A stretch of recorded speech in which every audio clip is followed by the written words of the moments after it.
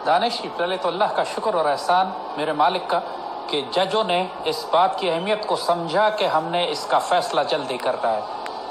आज चौधरी निसार की press conference के बाद और भी इसमें अर्जेंसी बढ़ गई थी कि जिस किस्म का मज़ाका खेज खाका उन्होंने खींचा है पाकिस्तान की काबीना का, पाकिस्तान की रियासती हुकूमत के अंदर जिस किस्म की खुराफात, जिस किस्म की मजाक, जिस किस्म की शर्मनाक तस्वीरें उन्होंने खींची है, उसके बाद तो और भी हमें अर्जेंसी और बेचैनी थी कि इसका फैसला जल्दी किया जाए। मगर उससे ज्यादा अहम बात अब यह है कि हम इस मिशन की तकमील के बाद सेलिब्रेट करने और खुशियां मनाने के बजाय अगले मिशन की तैयारी करें। और अगला मिशन ये है कि कल इंशाअल्लाह ये हुकूमत, अगर ये पनामा शरीफ डिस्क्वालीफाई होते हैं तो उसके बाद हमने क्या करना है? क्या हमने फौरन इसी जमहूरियत को बचाते हुए दोबारा इंतखाबात करवाने हैं? इन्हीं करप्ट सियासी जमातों को कायम रखते हुए बगैर एहतसाब के दोबारा इलेक्शन में जाना है? जब चौधरी निसार जो बातें बता रहे हैं, पिछले 30-35 साल कहते हैं मैंने रफाकत की, इसमें इनका इकरार जुर्म भी है। जो सारी खयानत नवाज शरीफ ने, जो सारे जुर्म और जराइम PMLN उनके खानदान ने किए, ये उसके ऐनी गवाह भी हैं। और अगर हकीकत पूछते हैं तो कल दरबार नबवी में जब दरबार में हिसाब लगा होगा, एहतसाब होगा, अदालत लगेगी, तो उस वहां पे ये अपनी सफाई उस तरह पेश नहीं कर सकेंगे जैसी आज इन्होंने प्रेस कॉन्फ्रेंस में की।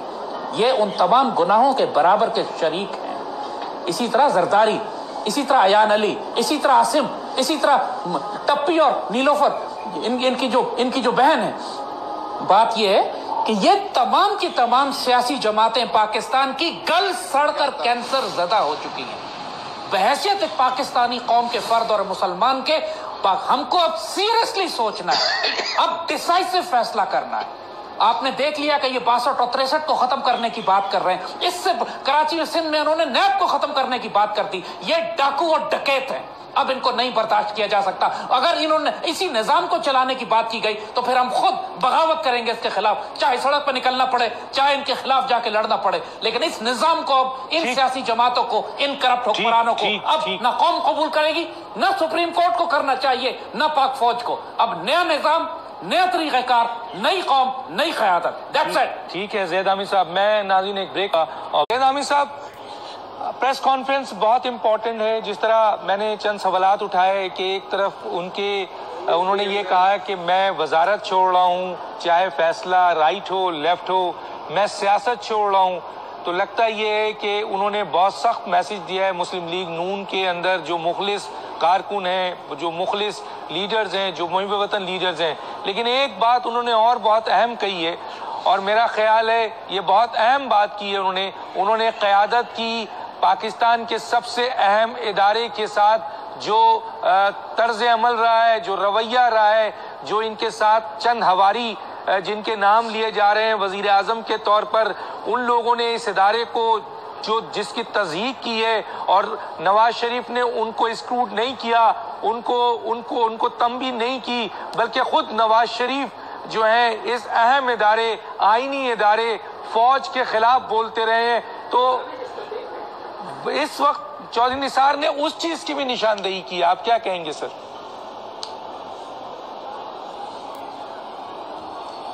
दानिश, इस तकरीर में नेशनल सिक्योरिटी के हवाले से दो बड़ी इंपॉर्टेंट बातें चौधरी निसार ने एक्सपोज की हैं और एक्सेप्ट की हैं। पहली बात तो डॉन लीक्स की है। उन्होंने एक्नॉलेज कर लिया है ये बात इस तकरीर के अंदर कि डॉन लीक्स की खबरें प्लांट की गई हैं, जिस पर ये बोलना भी चाहते थे, फिर कहते हैं मुझे रोक दिया गया। सो डॉन लीक्स कंफर्म हो गई कि ये पाकिस्तान की काबीना के अंदर, पाकिस्तान की सियासी जमात के अंदर ये जो गद्दारी की गई थी, पाकिस्तान आर्मी पर हमले किए गए थे, ये डिलिबरेट थी, प्लांटेड थी, और जानबूझकर इस पर कोई एक्शन नहीं लिया गया। दूसरी बात जो उसने कही, उन्होंने ये कही कि पाकिस्तान इस वक्त चारों तरफ हमारी बर्बादी के सामान कर लिए गए हैं, और ये इतने बड़े बड़े खतरात हैं कि जिसका इल्म सिर्फ फौज में 2 अफराद को है और 2 सिविल अफराद को है। जाहिर है 2 अफराद सिविल, फौजी जिनका ये जिक्र कर रहे हैं वो आर्मी चीफ और DGI हैं, और सिविल में ये खुद होंगे और वजीर आजम का जिक्र कर रहे हैं।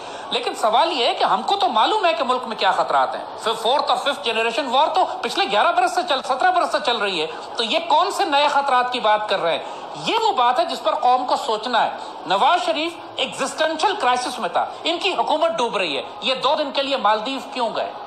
ये सवाल पूरी कौम जरा सोचे इस बात को। मालदीव एक बहुत बड़ा इंडियन बेस है, जहां पे जाके इन्होंने पाकिस्तान की रियासत, हुकूमत, फौज, आईएसआई से छुप कर क्या मुलाकातें की, किससे मुलाकातें की? ऐसा कौन सा बड़ा अहम था मालदीव जाना इनका कि ये खुफिया तौर पर जब मालदीव चले गए? पूरी दुनिया के दौरे तो इनके कैंसिल हो चुके हैं, कोई इनको बुला नहीं रहा, ये खुद भी नहीं जा रहे, मालदीव क्यों गए?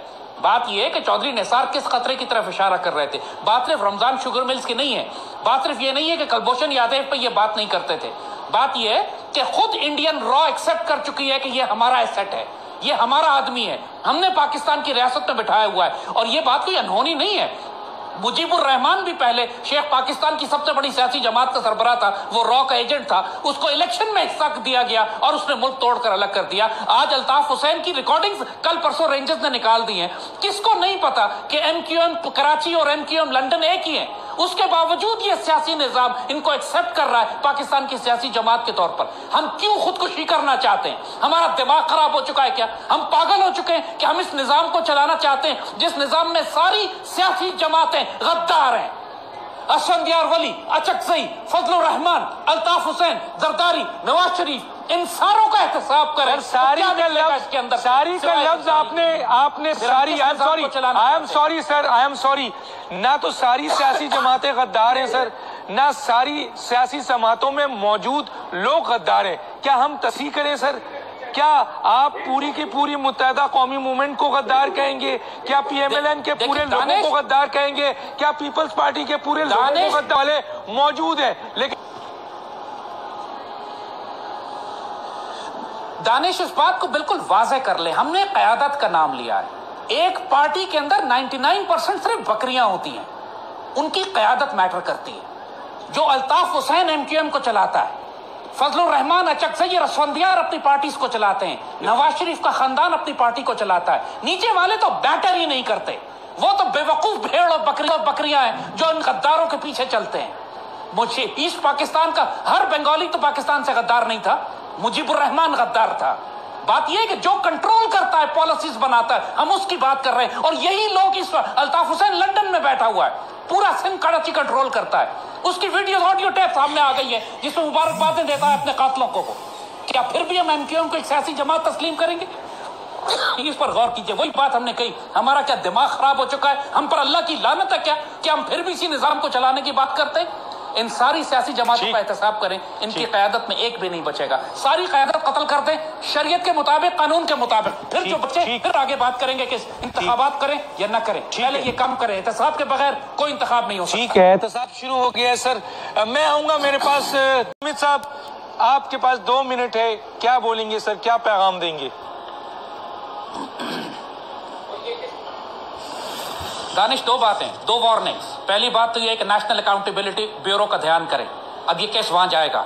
और ये जिस तरह नेशनल अकाउंटेबिलिटी ब्यूरो के बारे में पहले कहा जा चुका है कि एक मुर्दा इदारा है, वहां पर जाकर ये अब इस बॉटल नेक में अपने केस को रोकने की कोशिश करेंगे। डिस्क्वालीफाई तो ये हो जाएंगे सुप्रीम कोर्ट से, लेकिन जो आगे क्रिमिनल इनके ऊपर कन्विक्शन है, जो सजा दी जाएगी, उसके लिए कोई सेशन कोर्ट या अकाउंटेबिलिटी कोर्ट में जाना है केस ने, और मोस्ट प्रॉब्ली ये नैब में जाएगा। लिहाजा अभी जंग खत्म नहीं हुई है, ये पूरा जोर लगा देंगे नैब में रिकॉर्ड गायब करने का, अदालतों को खरीदने का, नैब पे दबाव डालने का।